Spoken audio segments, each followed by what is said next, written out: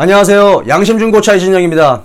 자, 기존에 부부 양심중고차 이진영이라고 했는데 이 말이 너무 길어가지고 예전에 제가 원래 사용했었던 양심중고차 이진영으로 바꿔보려고 하거든요. 좀 이해 좀 해주십시오. 부부가 같이 하는 건 맞습니다.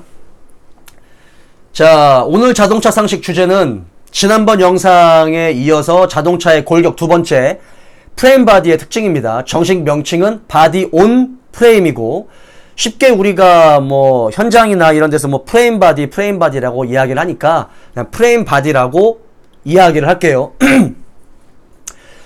자동차의 제 영상도 주관적인 영상이니까, 개인적인 의견이 들어간 주관적인 영상이니까 참고만 하시면 되겠습니다. 지금 현재 가장 대표적으로 자동차의 골격은 두 가지로 나눈다고 얘기했었고, 지난번에 그 대표적인 가장 많이 사용하는 모노코크 바디의 특징에 대해서 영상을 찍었어요. 자, 오늘은 프레임 바디입니다. 정식 명칭은 바디온 프레임이에요. 요렇게 생겼습니다. 자, 요렇게 생겼어요. 요런 모양으로 생겼고요. 또 하나는 요런 모양으로 생겼습니다. X자 형식으로 된 프레임 바디, 사다리꼴 모양으로 된 프레임 바디. 근데 지금 X자 모양으로 된 거는 거의 사용을 안 해요. 한번 보여만 드리려고 만들었어요. 사다리꼴 모양으로 된 이 프레임 바디를 가장 많이 사용을 합니다. 자동차 역사가 200년이 넘는 또는 200년 가까이 되는 자동차 역사를 가지고 있는데, 이 프레임 바디가, 그러니까 프레임 바디는 굉장히 종류가 많아요. 한 5가지가 넘는 종류를 가지고 있는데, 그 중에서 지금까지도 사용되는 프레임 바디의 구조는 지금 이런 사다리꼴 모양의 프레임 바디라는 거죠. 근데 이게 21세기인 지금까지 살아남은 이유, 어떤 특징을 가지고 있는지 알기 쉽게 설명을 드릴게요. 그때 당시는 이제 아주 오래됐을 때는 어떤 모노코크 바디에 대한 기술력이나 이런 이해가 없었기 때문에 만들지는 못했었던 것 같고, 어떤 구조물을 만들기 위해서는 기본적인 골격은 무조건 있어야 되겠죠. 더군다나 움직이는 자동차는 안전과도 직결되기 때문에 달리다가 뭐가 무너지면 안 되잖아요. 그러면 당연히 그걸 지지하고 있는 기본적인 골격은 당연히 있어야 되겠죠. 그래서 개선을 거쳐서 만들어진 게, 가장 안정적인 구조로 만들어진 게 이제 이런 구조의 사다리꼴 모양의 프레임 바디입니다. 이 차는 어디에 적용이 되냐면, 오프로드 차들, 4륜구동 오프로드 차들, 그 다음에 화물차, 버스, 중장비, 보통 요런 데 사용이 돼요. 4륜구동 차라고 해도 지금 우리가 대부분 타고 다니는 모노코크 방식의 4륜구동 차는 이 방식이 아니라 이 방식이죠.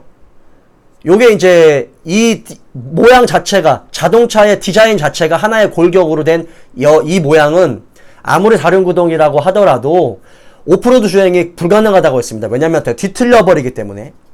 근데 이 프레임 바디, 이 셰시가 적용된 차량 같은 경우는 보통 매우 가혹한 조건에 주행을 해야 되는 자동차들에만 적용이 돼요. 그러니까 당연히 화물차, 무거운 짐을 실어야 되는 화물차, 많은 사람을 태워야 되는 버스, 가혹한 조건에서 일을 해야 되는 중장비, 그 다음에 오프로드, 뭐 비탈길, 바위, 뭐 산길, 정말 도로가 아닌 곳을 갈 수 있는 오프로드 성향을 가지고 있는 4륜구동 차들 같은 경우에 적용이 됩니다. 그러면 얘는 어떤 장점을 가지고 있느냐? 비틀림 강성이 매우 세요. 요게 가장 큰 장점이에요. 비틀림 강성이 세고 뭔가 충격에 매우 강하다 보니까 어쩔 수 없이 이 가혹한 조건의 자동차들에 밖에 쓸 수가 없는 거죠. 지금 우리가 타고 다니는 대부분의 차는 이 모노코크 바디인데, 실제로 모노코크는 이 엔진룸 안에 동력 장치가 달려 있고, 그 다음에 이 밑에 쪽에 현가 장치가 뭐 서스펜션이라든 바퀴나 이런 것들이 다 장착되어 있잖아요. 서브 프레임이 위에서 받쳐주고 밑에서 이렇게 얹혀서 밑에서 받쳐주는 형식으로. 그러니까 얘가 뒤틀려 버리면 다 뒤틀려 버리는 거죠. 굉장히 위험한 가볍지만 그런 단점을 가지고 있는데, 프레임 바디는 이 여기에 엔진 미션, 서스펜션 요런 것들이 여기에 장착이 되어 있어요. 요거를 셰시라고 하고 얘를 바디라고 합니다. 그러니까 원래는 바디 앤 셰시죠. 요게 요렇게 결합이 되는 거예요. 그러니까 이 프레임 바디가 적용된 차를 같은 경우는 이 셰시에 프레임에 모든 게 장착이 되기 때문에 사실은 이 바디가 없어도 자동차는 굴러가요. 바람 다 맞으면서 운전을 할 수가 있어요. 얘가 없어도 요렇게 장착이 되는 거죠. 근데 이 차의 장점은 어떤 그런 강한 강성 때문에 어떤 충돌이라든지 그런 부분에서 어딘가 모르게 좀 심리적인 안정감도 있고, 그리고 가혹한 조건으로 주행을 해야 되는 차들에만 적용이 되니까 어쩔 수 없이 모든 부분에서 이 강성이 세야 된다는 그런 특징들을 가지고 있어요. 그럼 당연히 무게가 좀 무겁고 묵직한 주행감을 느낄 수 있고, 당연히 충돌을 했을 때 뭔가 조금 더 덜 부서진다든지 뭔가 손상이 덜 된다든지 그런 부분에서는 운전자로 하여금 굉장히 안정감을 주는 건 사실이에요. 위에서 찍어 누르면 어쩔 수가 없지만 어지간한 정면 충돌 사고나 이런 측면 충돌에서는 사실은 운전자의 생명을 조금 더 지켜주는 건 사실인 것 같아요. 예, 그런 부분에서 뭔가 좀 독특한 특징을 가지고 있어요. 그리고 사실 예전에 제가 이 모노코크 바디가 장착된 4륜구동 차량은 오프로드를 갈 수 없다라고 이야기를 했잖아요. 얘는 뒤틀려 버리기 때문에 안 되는데, 이 비틀어지는 비틀림 강성이 매우 뛰어난 장점을 가지고 있으니까 많은 짐을 실어야 되고, 그 많은 짐을 싣고도 이 뭔가 포장이 되지 않은 약간의 어떤 자갈길, 흙길도 충분히 갈 수 있는 차들에게만 적용이 되는 겁니다. 근데 단점이 뭐냐면 무거워요, 차가. 어쩔 수 없이. 차가 굉장히 무겁고, 무겁다 보면 그로 인한 뭐 연비라든지 아니면 배출가스 부분에서 다소 불리하게 작용을 할 수가 있겠죠. 하지만 굉장히 이 산업용이나 뭐 어떤 레포츠 같은 부분에서도 쓰임새가 다양하기 때문에 아직까지도 이 바디의 적용이 없어지지 않는 것은 사실이에요. 우리가 쉽게 설명해서 모하비, 그 다음에 뭐 벤츠의 어떤 G바겐 같은 경우, 차는 굉장히 비싸고 좋은 차인데 막상 타보면 승차감이 좋지 않아요. 그죠? 모하비 타시는 분들 또는 G바겐 타시는 분들 승차감 정말 개떡 같죠? 쉽게 말해서 좋지 않습니다. 왜 그럴까요? 이 프레임 바디가 적용이 된 차들 같은 경우는 소음이나 진동, 특히나 진동에 대해서 진동을 잘 걸러주지 못해요. 이 모노코크 바디가 잰 거는 하나의 골격이다 보니까 뭔가 충격에 대한 분산이라든지 충격 흡수가 조금 더 빨라요.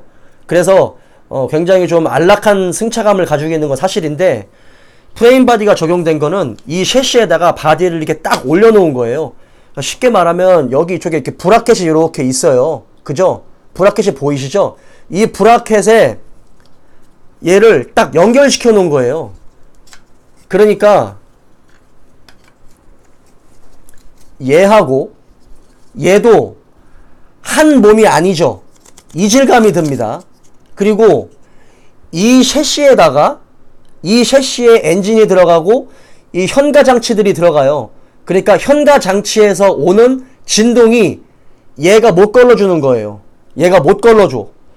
이 못 걸러준 진동이 다시 이 바디로 올라타는 거예요. 그래서 유독 그런 이 프레임 바디 적용이 된 차들 같은 경우는 굉장히 좀 딱딱한 승차감을 가지고 있고, 뭔가 이렇게 차가 진동을 잘 못 걸러줘. 아무리 이 좋은 서스펜션, 특히 에어 서스펜션에 장착되어 있어도 안락한 승차감을 절대로 줄 수가 없어요.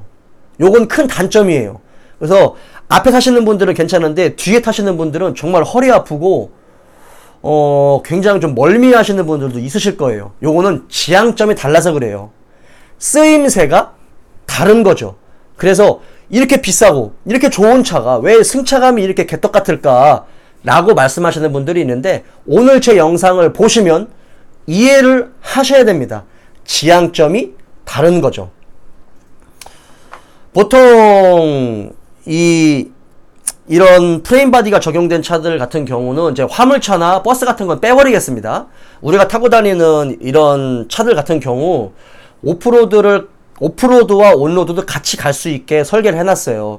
오프로드도 갈 수 있게 설계를 해놨다면 온로드에서의 장점을 어느 정도는 양보를 해야 되는 거죠. 두 개를 다 만족시킬 수가 없으니까 중간선을 타야 되는 그런 상황이 생기는 거예요.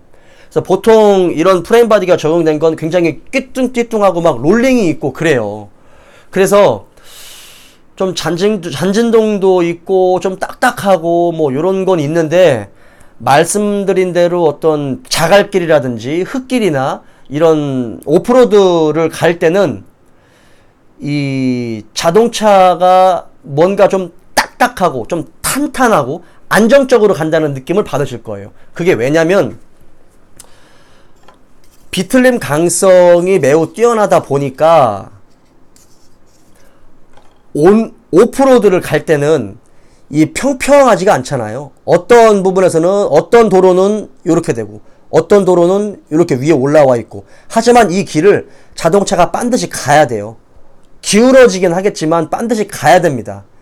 그런 데서 이 바퀴가 한쪽 바퀴는 다 있는데 한쪽 바퀴가 떠 있으면 자동차가 앞으로 갈 수가 없잖아요.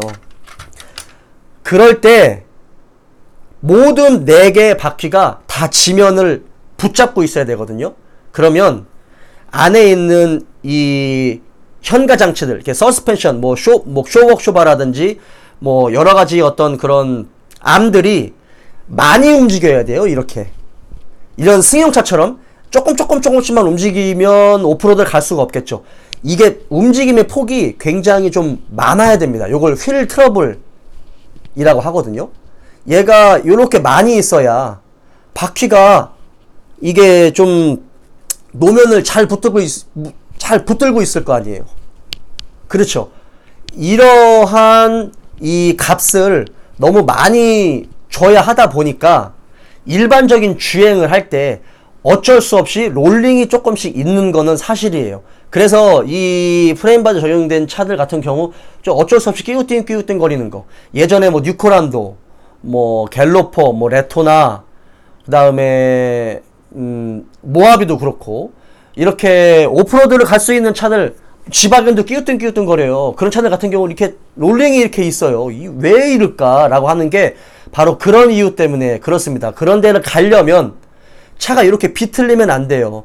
그 비틀림을 잡아주기 위한 별도의 구조물이 있어야 되고, 거기에 더해서 노면을 높낮이가 불안정한 노면을 타이어가 다 붙잡고 있으려면 이 쇼겁쇼바라든지 현가장치의 어떤 이 움직임의 폭이 굉장히 넓어야 되니까, 어떤 부면에서는 롤링이 있어서 좀 불편한 점이 있겠지만 오프로드를 갈 때는 그 부분이 가장 큰 장점이 되는 거죠.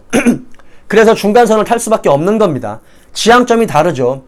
그래서 이 모노코크 바디가 적용이 된 차량 같은 경우는 이 차 자체도 뒤틀리고 이 휠 트러블 자체도 짧기 때문에 그래서 오프로드를 갈 수가 없다라고 앞서 모노코크 바디의 특징에 대해서 설명할 때 그래서 설명을 한 거고, 어떻게 올라가면 올라가겠죠. 하지만 딱 거기서 끝이에요. 차가 뒤틀리면 이 일반 스틸 강철도 연성과 탄성을 가지고 있기 때문에 어느 정도는 복원이 되는데 이 규정값 이하로 뒤틀려 버리면 아예 복원 자체가 안 돼요. 그래서 오프로드를 못 가는 겁니다. 하지만 이 프레임 바디 자체는 얘에서 비틀린 강성을 잡아주기 때문에 1차적으로 얘에서 잡아주고 또 현가 장치들의 휠 트러블이 또 다시 잡아주니까 그런 부분에서 큰 장점을 가지고 있는 거죠. 하지만 이제 얘는 이가 장착되어 있는 차들은 좀 승차감도 좋지 않고 공차 중량이 무거워서 사실상 많은 브랜드에서는 적용을 하지 않고 있어요. 그래서 영국의 랜드로버사에서 전에 발표를 했죠. 우리는 이제 되도록이면 프레임 바디 적용이 된 차를 만들지 않겠다. 그래서 4륜구동 차들 같은 경우 모노코크 바디로 나오고 있어요. 그런데 이 자동차의 주행 모드는 뭐 오프로드도 갈 수 있게 그림도 그려놓고 뭐 사막도 갈 수 있게 그림도 그려놓는데 글쎄요, 갈 수 있을까요? 이 구조 자체적으로 오프로드를 갈 수 없는 성향을 만들어 놓고 그냥 예전에 그런 정체성을 가지고만 장사를 하는 게 아닐까라는 생각을 합니다.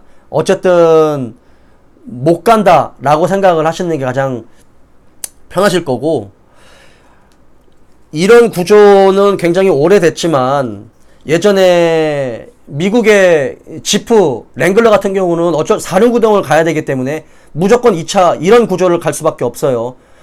벤츠의 지바겐도 이런 구조를 가지고 가는 거고, 쌍용에서 나오는 소형 SUV 같은 경우는 모노코크지만 그 전에 있었던 뭐 액티언, 그 다음에 픽업 트럭들, 뭐 렉스턴, 뭐 여러가지 SUV들 같은 경우는 거의 대부분이 이 사다리꼴 모양의 바디온 프레임이 적용이 됐습니다. 그래서 제가 쌍용차의 특징을 할 때 이런 바디온 프레임이 적용된 이런 정체성을 버리지 않았으면 좋겠다. 왜냐하면 이 감성, 그 다음에 이 강성을 좋아하는 사람들도 매우 많아요. 그 중에 또 저도 포함이 되고요. 이게 뭐 내가 꼭 이 차를 타서 오프로드를 주행하지 않는다 하더라도 내 차는 어디든지 좀 갈 수 있다. 그리고 뭐 조금 더 가혹한 도로에서도 남들이 못 가는 데를 나는 좀 갈 수 있다라는 그런 자기 만족?